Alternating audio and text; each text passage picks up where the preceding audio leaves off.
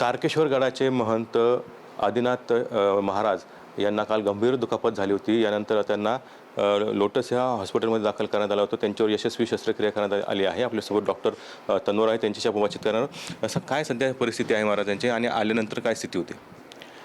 काल सुमारे संध्याकाळी 8-8:30ला महाराजांना इथे घेऊन येण्यात आलं।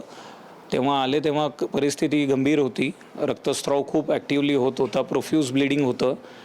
तर आमच्या टीमनी आम्ही सगळ्यांनी प्राथमिक उपचार केले तातडीने आणि एक इमर्जन्सी ऑपरेशन प्लॅन केलं गेलं।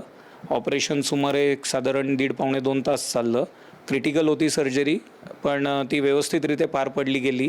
रक्तस्राव पूर्ण थांबवला गेला। त्यांचे जे वायटल्स आहेत म्हणजे पल्स BP ते स्टेबलाइज करण्यात आले। एक आपण रक्त पण त्यांना दिलं, 1 ब्लड ट्रान्सफ्युजन आपण दिलं त्यांना स्टेबलाइज करण्यासाठी। काय परिस्थिती आहे सध्या त्यांची, काय स्टेबल आहे? आता म्हणजे एकदमच स्टेबल आहेत। सकाळी आज आम्ही जेव्हा राऊंड घेतला तर अगदी त्यांचं एक चेहऱ्यावरचं जे तेज होतं त्यांनीच आम्हाला कळालं की स्टेबल राईट नाव। पॅरामीटर्स तर स्टेबल आहेतच, पण कुठेही आता त्यांना ब्लड लॉस होत नाही आहे, ब्लिडिंग होत नाही आहे आणि त्यांचे सगळे पॅरामीटर्स पण स्टेबल झालेत। महाराजांचा भक्तपुरावर खूप मोठा आहे, त्यांना काय आव्हान कराल, त्यांना काय सांगा? माझ्याकडनं प्रशासनाकडनं हॉस्पिटलच्या आम्ही एक सगळ्यांना विनंती करू की आता महाराजांची प्रकृती अगदी स्टेबल झालेली आहे। त्याच्यामुळे कोणी पॅनिक होऊ नये, अफवांवरती विश्वास ठेवू नये आणि थोडंसं आपण भेटणं टाळलं पाहिजे सगळ्यांनी, कारण अशा परिस्थितीमध्ये क्रॉस इन्फेक्शन्सची रिस्क खूप असती। तर जितकं आपण भेटणं टाळू महाराजांना सध्याला, तर तेवढं त्यांना आराम पण मिळेल आणि त्यांच्या प्रकृतीमध्ये सुधार पण तेवढा फास्ट स्पीडी रिकव्हरी होईल।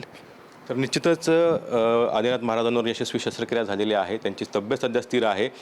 सगळ्यांनी आता कोणी भेटायला येऊ नये असं आव्हान जे आहे ते डॉक्टरांनी केलेलं आहे। कॅमेरामन अमित आळेसह कुणाल जायकर, TVN मराठी, अहिल्यानगर।